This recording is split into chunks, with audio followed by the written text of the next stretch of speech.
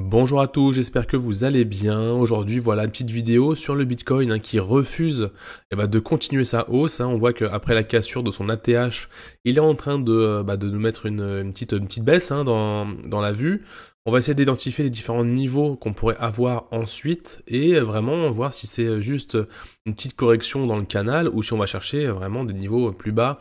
Attention, moi ça fait pas mal de temps que je communique sur la chaîne YouTube, le fait que quand on a une hausse assez importante comme ceci, forcément à un moment on va avoir un retracement.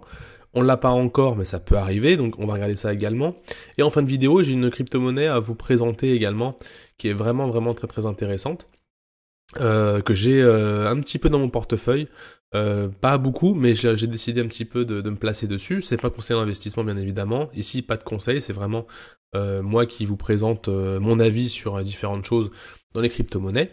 Donc voilà pour aujourd'hui, vraiment une session assez intéressante. On va prendre vraiment le temps de regarder pas mal de choses, la volatilité, on va regarder également la market cap globale et se faire un petit état des lieux, comment on appelle ça, une sorte de mise au point sur le Bitcoin qui en fait nous a vraiment montré des choses extraordinaires là depuis le 21 juillet. On voit que vraiment il est en train de pumper très très fort. Voilà, si tu es nouveau sur la chaîne, j'en profite pour te dire de t'abonner à la chaîne, puisque je publie des vidéos régulièrement sur le sujet des crypto-monnaies. Et n'hésite pas non plus à me mettre un petit pouce bleu. Voilà, alors au niveau du Bitcoin, tout simplement, comme je viens de vous le dire, ça pousse pas mal depuis pas mal de temps. Certains y verront des vagues impulsives, d'accord. On a différentes façons de voir que on est dans des vagues d'impulsion en ce moment, d'accord. Donc si on compte, pas si on compte, mais si on part sur quelque chose de plutôt structurel, donc je vais limite enlever ici mon petit canal, d'accord, de manière plus long terme, niveau structurellement parlant, on est sur quelque chose en vague, d'impulsif depuis qu'on est ici au niveau des plus bas, d'accord. Donc on a une vague comme ceci, vous savez que les marchés c'est en 5 vagues haussières d'impulsion et en 3 vagues baissières, ok. Donc soit on a des vagues baissières descendants, soit on a des corrections en range, d'accord. On a différents types de corrections. On va mettre une correction comme ceci, c'est pas trop grave. Et à l'intérieur justement de cette vague haussière que l'on a, d'accord, donc je vais la mettre ici en rouge, on a à l'intérieur de ça différentes vagues, d'accord. Donc on a 5 vagues ici, donc on est en fractal, d'accord. D'ailleurs, j'ai un cours, je t'en parlerai tout à l'heure, j'ai un cours dans le Discord justement gratuit. Ça dure 1 heure, je crois, sur justement l'explication de comment fonctionne, quelle est la psychologie des marchés des cryptos. Et on a 3 vagues baissières, 5 vagues haussières, etc., etc. Et là, on serait potentiellement justement sur la vague 3, mais à l'intérieur de la vague 1, comme ceci. Ok, donc je vais le mettre en rouge, ce sera peut-être plus simple. Donc du coup, on a plusieurs éléments qui pourraient nous montrer justement qu'on pourrait avoir une correction très prochainement.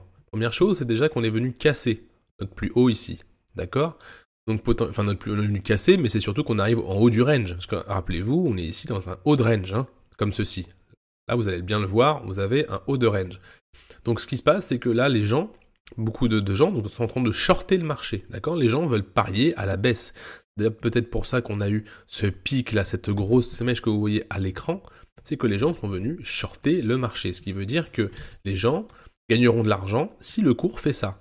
Et si justement ces personnes-là mettent beaucoup d'argent dedans, d'ailleurs c'est ce qu'on verra peut-être un peu après, je vous le mets ici en tâche de fond, on va regarder ça un peu après, et ben en fait, si vraiment ils sont assez forts, ils pourront pousser le marché. Pas pour... certainement pas peut-être pour renverser toute la tendance et partir sur quelque chose de complètement baissier, mais au moins parce qu'on a eu tellement de force ici qu'à un moment ça va forcément retracer. Donc que ce soit ici ou plus haut, voilà. Mais vous allez me dire quels sont les différents niveaux. Est-ce que donc je parle d'un retracement, mais est-ce que c'est une correction, une fluctuation, etc. Donc si on était sur justement cette vague, d'accord, on aurait prochainement. Et d'ailleurs, moi, c'est sans parler de vagues, logiquement, quand on a une hausse aussi forte et structurellement parlant, et ben forcément, à un moment, quand on a des impulsions, et ben on a quelque chose qui va forcément derrière retracer, d'accord, hop, et repartir. Cependant, on a déjà vu plusieurs fois que le Bitcoin, parfois, ne nous laissait aucune chance pour venir s'installer et justement intégrer notre Bitcoin. Donc, bien évidemment, il faut rester vigilant. Parce que si vous voyez des crypto-monnaies, qu'on va voir juste dans quelques instants, des crypto-monnaies faire des belles structures comme ceci et montrer des fortes évolutions, ça se prend.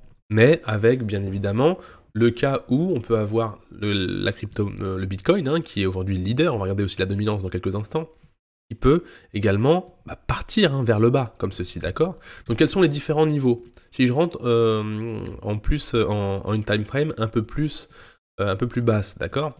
On voit que depuis ici, le 21 septembre, d'accord, on est sur un canal haussier. Donc c'est tout simple le canal, hein. On prend le bon outil et on vient placer sur le haut des points et sur le bas. Donc on voit que on est toujours dans notre canal, d'accord, en vague comme ceci, que le rejet au niveau de la TH ici a été assez fort quand même, hein. Donc on a eu un gros rejet assez violent, et qu'on voit qu'on est en train de reprendre. Bon. Cette bougie en 4, enfin ce que vous voyez ici en vert, donc je vais mettre en gros, ce que vous voyez ici en... Hop, pardon. Ce que vous voyez ici en vert, et ben en fait c'est quand même de la force, hein, qui a été reprise, et d'ailleurs, et on a clôturé au-dessus un niveau qui était important, je vous le montre ici, qui était celui-ci au 62 700 $, d'accord? Mais on est en train de retester ce niveau, donc je vais juste le mettre en très fort, donc on reteste. Donc pour moi j'étais plutôt confiant quand on était, en fait ce matin très tôt, plutôt confiant parce que je me suis dit, bah voilà, on est en train de faire un petit W comme ceci, mais là, voilà, on est en plein retest, ok? Donc on a ce niveau à surveiller, le canal bas à surveiller ici. Si ça lâche, je vais vous montrer les différents niveaux et comment vous allez vous anticiper justement vos positions. Attention, un petit warning très rapidement. Si vous êtes complètement exposé sur les Alpes, parce que justement vous vous êtes dit c'est bon, ça part to the moon, essayez de prévoir quand même quelque chose au cas où on ait un retracement qui peut descendre fort à des niveaux. Donc je vais plutôt passer ici en 4 heures, puisque on verra mieux les niveaux. Donc j'ai un niveau qui est ici, je vais mettre en jaune, un niveau qui est ici, ok. Donc si la cassure, on pourrait potentiellement y aller. On a un niveau qui est ici, au 0,382, ok. Et le niveau dans la moitié de retracement qui est plutôt ici. Donc en fait, quand je mets deux traits, ça veut dire qu'en fait, c'est plutôt une zone, hein, d'accord? C'est plutôt une zone. Et ensuite, on a la zone de rechargement, hein, que vous connaissez tant sur la chaîne, qui est dans ces niveaux-là, d'accord? Donc les retracements peuvent aller comme ceci, ou sinon, le Bitcoin peut aussi décider de partir complètement de manière forte. Je vais regarder un petit peu la dynamique à ce niveau-là. On voit très clairement que on est en train de perdre la dynamique côté acheteur, hein, tout simplement. Là, on est complètement en train de la perdre. Donc, on va regarder aussi l'évolution de ce point. Et je vais juste mettre très rapidement avec vous le RSI. Le RSI simple, hein. Tac, un petit RSI. Normalement, je prends pas celui-là, mais... Tac, je vais le mettre ici en jaune. Tac. RSI, pareil, on est en train de perdre la dynamique. Je suis en 2 heures. Et pareil ici, hein, tout simplement, en fait, hop, je vais juste remonter un petit peu comme ceci. Qu'est-ce qu'on a? On a quand même quelque chose qui a évolué. Si je passe en daily, ça peut être intéressant de voir en daily ce qui se passe. On a une hausse. Là, en fait, on a bien suivi la hausse. On est parti au-dessus des 70. Et on commence tout simplement à réintégrer. Donc très bien. Donc au niveau long terme, on est plutôt bon, d'accord? Et si je descends en 1 heure, j'essaie en fait de trouver une petite divergence, quelque chose. Mais non, en fait, ça suit bien le cours avec même un double bottom ici. Donc on peut éventuellement se dire que à court terme, on peut avoir quelque chose qui va être maintenu ou qui va consolider, d'accord, comme ceci. Et donc on verra, ça va être quand? Ça va être plutôt demain, hein. Ce week-end, peut-être on n'aura pas beaucoup de mouvements. D'accord? Généralement, le vendredi, on peut avoir des mouvements forts. Donc, potentiellement, aujourd'hui, dans la journée, on pourra avoir quelque chose d'assez fort, hein, soit plus bas, soit plus haut. On va regarder... c'était pas ce que je voulais vous montrer. C'était plutôt Kingfisher que je voulais vous montrer. On va regarder un petit peu où sont les clusters de liquidation. Les clusters de liquidation côté Bitcoin, d'accord? Donc, vous allez voir comment je fais. Hein. Je vais sur The Kingfisher, qui est plutôt pas mal. Je mets last comme ça, et on va voir un petit peu si on a des niveaux plus bas à aller chercher ici, par exemple, aux 60 000 $ pile poil, hein. Entre ici les 61 000 et les 60 000. On va regarder ça, est-ce que ça me l'affiche ou pas? Ça met un petit peu de temps. C'est bon. Ici. Panino Windows. Alors ça, je l'enlève. Je sais pas comment on fait. Bon. En fait, on voit très bien, très clairement que entre, voilà, ça fait un gros cluster ici à 56 400. En dessous, entre 61 000 et 62 000. En fait, voilà, c'est vachement chargé. Et au-dessus, il n'y a pas grand-chose, à part jusqu'aux 65 233. Donc, potentiellement, on voit d'ailleurs que c'est en train de shorter agressivement ici, là, dans les 63 500. Donc, ouais, ça commence. En fait, les gens commencent justement à arriver pour shorter ce marché. C'est pas encore énorme ce qu'on a. Donc, potentiellement, on peut avoir dans la journée quelque chose d'un peu plus haussier comme ceci pour essayer de sortir un petit peu tous ceux qui sont en train de justement de rentrer en mode short ici. Hein. Tout simplement, ce que vous devez vous dire, c'est que là, tout le monde sent justement une bonne correction. Ce que je veux dire, c'est que niveau sentiment global, on a quand même quelque chose qui est plutôt bullish. Hein. Si je mets par exemple le Scalpex Index, je vais dans sentiment ici. Si je mets le Scalpex Index, eh ben je pense que, regardez Social Index, il est en up maximal. Hein. Il est en up maximal. Tout le monde, là pour le moment, tout le monde est up maximal avec du buy dans le market order flow, le Fear and Greed à 75, donc tout le monde est plutôt optimiste. Mais ceux qui connaissent un petit peu plus le trading et l'investissement se disent qu'il y a quand même une opportunité à prendre pour aller au moins chercher des niveaux ici ou ici au moins. Vous voyez ce que je veux dire? Donc là, il y a un short à prendre par exemple pour eux. Il y a un short à prendre d'ici d'un pourcentage avec leur stop juste au-dessus. Donc c'est pour ça que oui, ça monte, mais attention quand même à une petite correction qui pourrait arriver. Ça peut continuer encore, hein, de se dire bah voilà, en fait c'était juste un fake, et puis derrière, boum, retaper derrière. Je cherche juste à mettre un petit peu en garde parce que c'est vrai que j'entends, voilà, tout le monde est en train de se placer en mode all-in sur les cryptos. Oui, c'est intéressant. D'ailleurs, je vais venir dans quelques instants à cette crypto que je vais vous présenter. Mais attention tout de même, un petit peu côté total market cap ici. On va regarder un petit peu où on en est au niveau de la capitalisation globale hein, du marché des cryptos. Et bah tout simplement, on est en train de casser, de faire une belle tasse et une belle anse ici là. C'est vraiment propre. D'accord? Et qu'on est en train de casser, mais même après, je pourrais même descendre un petit peu ça en mettant sans les mèches ici, et ben j'aurais tout simplement déjà une cassure en mode ta séance, un petit pullback qu'on est en train de retester, et on verra si justement ce niveau tient. Ça va être vraiment un niveau crucial, hein, d'accord? Au niveau de la market cap globale. Et si on le regarde avec le Bitcoin exclu, bah on voit que côté altcoin, on est encore en train, et d'ailleurs on le voit sur les altcoins, on a des choses un peu comme ça, on n'a pas encore des belles choses comme ceci, ce qui en fait empêche la crypto total market cap de progresser tout simplement. Donc on attend c'est vrai, quelque chose d'assez fort pour venir justement creuser ça, et c'est que le Bitcoin qui nous le donnera. Et donc voilà, niveau volatilité, on a quelque chose qui est plutôt, qui commence un petit peu à passer en zone orange ici, là. Donc la zone verte, zone orange ici.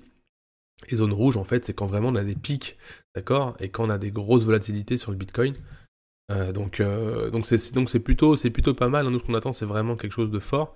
La volatilité nous montre les gros mouvements de prix sur le Bitcoin, ne nous dit pas dans quel sens c'est, d'accord? Donc quand on verra, par exemple, quelque chose comme ceci, et qu'on arrive vraiment à des niveaux très très hauts, ça voudra dire peut-être que c'est le moment de prendre un peu ses gains.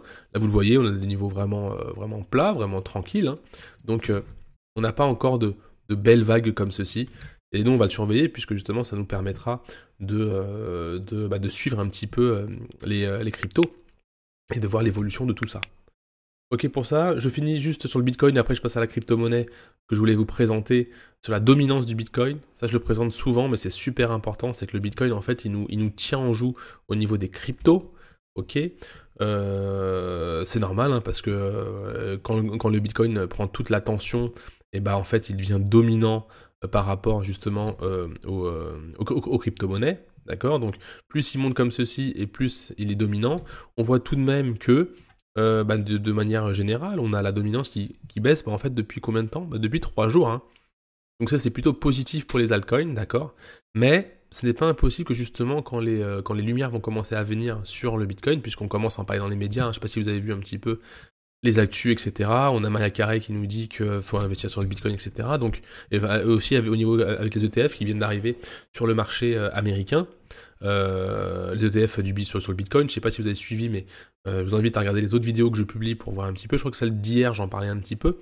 Et du coup, on n'est pas à l'abri quand même d'une reprise dominante pour le Bitcoin, pour ensuite lâcher, et avec une alt season qui arriverait plutôt au premier trimestre 2022. Puisque ça se passera pas en même temps. Il y aura d'abord les capitaux qui rentreront dans le Bitcoin, d'accord? Tous ceux qui auront l'argent dans les cryptos vont les mettre dedans. D'accord? Vous, je vous recommande pas de le faire, je vous recommande plutôt de rester sur quelque chose, sur votre stratégie de base, pour que quand en fait tout le monde est sur le Bitcoin, en fait, l'argent va se déverser sur les cryptos et que vous soyez déjà en place pour bénéficier de la hausse. Voilà, c'est un peu la stratégie que moi je partage dans le club et dans la communauté, tout simplement, hein, dans la communauté Crypto Eldorado. Donc voilà. Maintenant, j'en viens à cette petite crypto que je vous ai promis. Alors, tout d'abord, donc déjà, cette crypto-monnaie, c'est le BAL que j'aime beaucoup, d'accord? Le Balancer que j'aime énormément au niveau technique. Il est complètement fou et je l'attends avec impatience. J'attends une explosion avec impatience. Je te mets juste au-dessus également, si tu veux pas trop intéressé par le BAL, j'ai créé une vidéo, publié une vidéo hier qui s'appelle 3 cryptos prêtes à suivre le Bitcoin. Bien sûr, on parle de suivre le Bitcoin dans le pump, hein, pas dans la chute et dans la correction, mais dans un pump à long terme.